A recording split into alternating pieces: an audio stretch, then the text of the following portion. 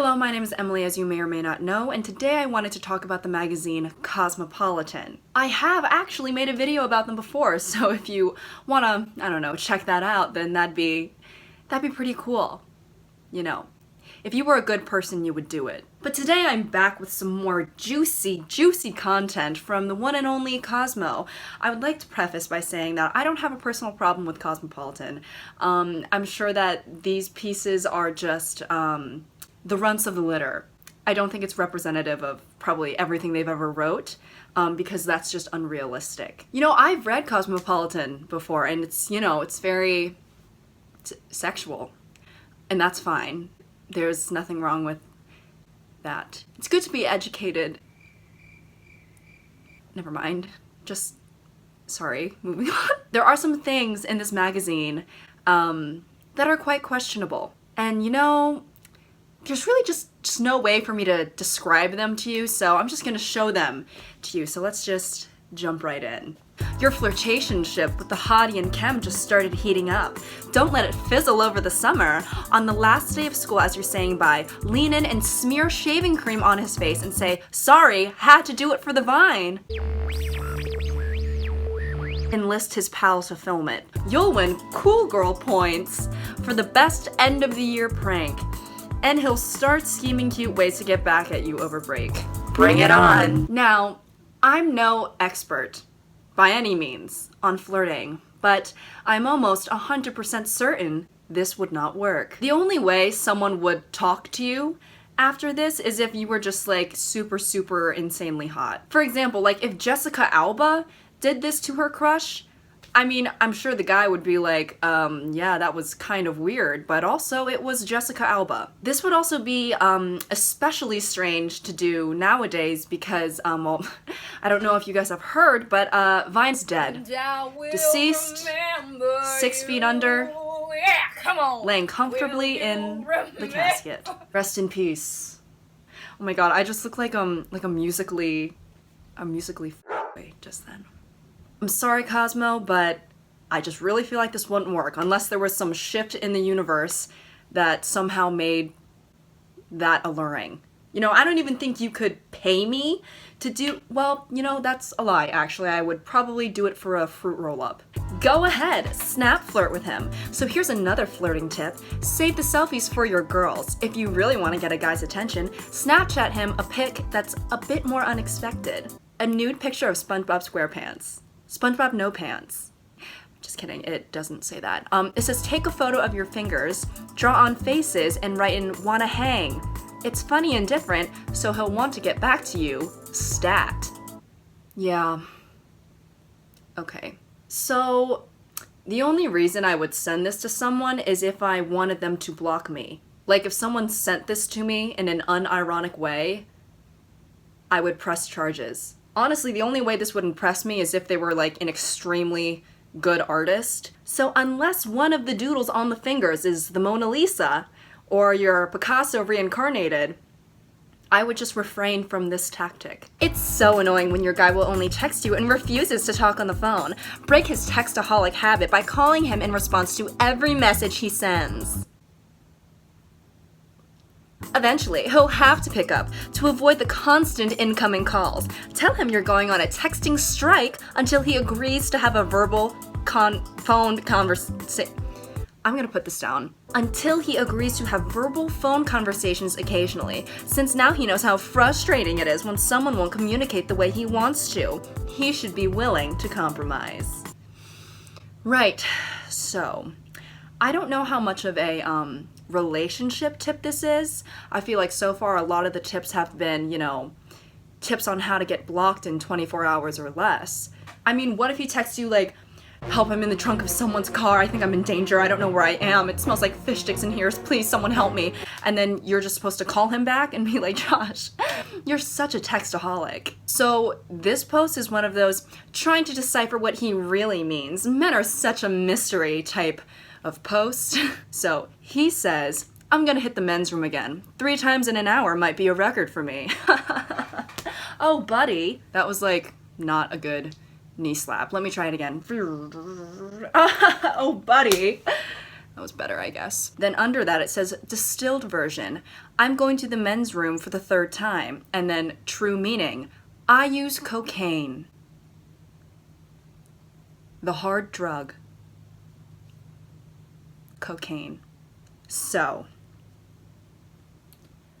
this is really jumping to some conclusions. To say he's a user of hard drugs just because he was going to the bathroom a lot is quite the statement. I mean, he could just be lactose intolerant. Or maybe he has a UTI. I would seriously suggest not following this logic that Cosmo has set forth because, I mean, you could just really ruin a lot of potentially good relationships by, you know, jumping to insane conclusions after every action a person takes. Hang on a second. He took me to Olive Garden. Gardens. Gardens have plants. You know what is a plant? Marijuana. Do you know what else marijuana is? A drug.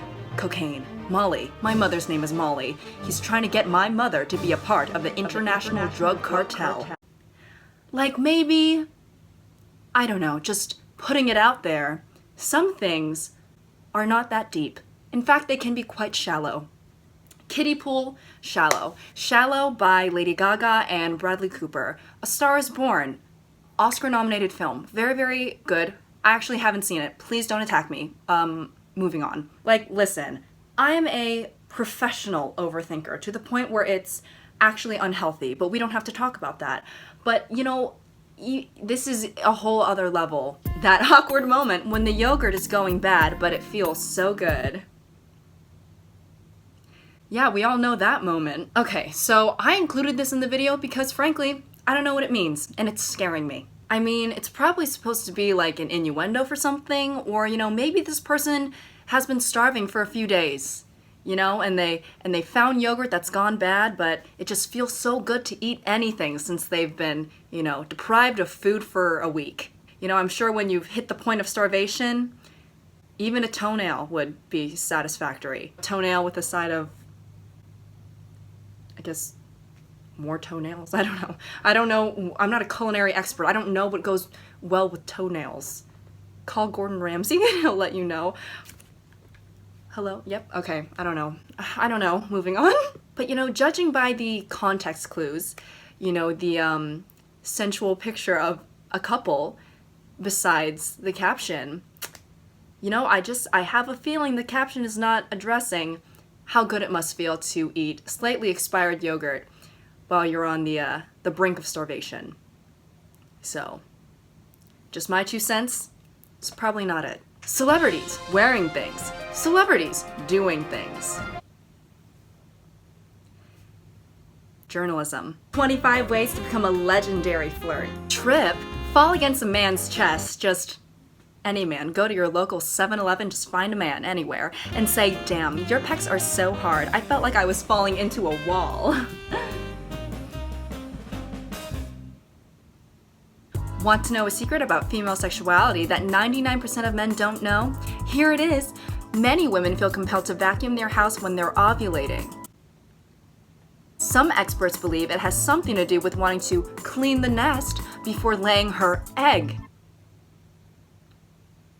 When a woman tells you she's vacuuming, say, vacuuming? Are you ovulating or something? She'll be stunned, so stunned, that you know this and wonder what else you know about female sexuality. Of course, if she doesn't know what you mean, she won't. Fill her in. Women love when you teach them something new, especially about themselves. You know, as a woman who's ovulated many times in her life, I have never felt compelled to vacuum. Just in general. Whether it has to do with ovulation or not. Also, like, can you just imagine, you know, just as a woman, you're vacuuming or doing chores around the house or whatever, and then a guy asks you, are you ovulating? I'd be like, what? I'd be like, no, David, I'm vacuuming. If this were true, don't you think the world would be a much cleaner place? Do you know how many women or, you know, people with uteruses there are in this world? Like, a lot. At least 20. And not only how many people with uteruses there are on this world, just, you know, how many of them also might be synced up in their cycles.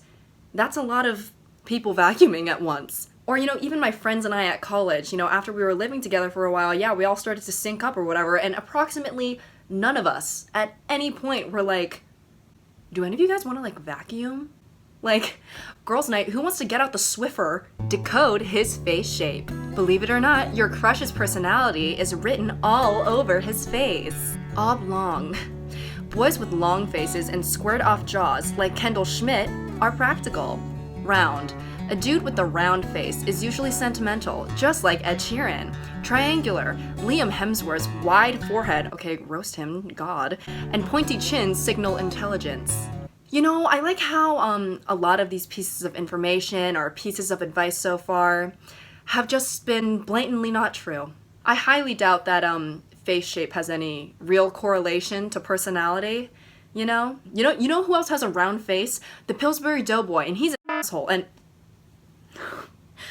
I'm so sorry. I don't know why I really just, guys, honestly, I cuss a lot in real life, and so when I do videos, it's really hard to like not, but I don't want to get demonetized. I personally like money. I'm quite a fan of it. I don't know about you guys if I'm the quirky odd one out here, but I prefer to have money instead of not be, have a lack of it. Star tip: if you're hosting a dinner party and don't have a lot of cash, make alternative after dinner mints. Simply freeze a tub of toothpaste, then cut it open and slice the contents into wafer-thin pieces to produce your very own treats. They look cool and will also leave your guests with fresh breath. See, I feel like this would be an acceptable thing, like in college. Like, this is a very college student-esque thing to do. But, can you imagine like a suburban PTA mom doing this? Like, she would be so looked down upon. All the other moms would be like, Teresa, we're calling Child Protective Services. This is why Bill divorced you. Well, that is all I have for you guys today. I hope you enjoyed this video.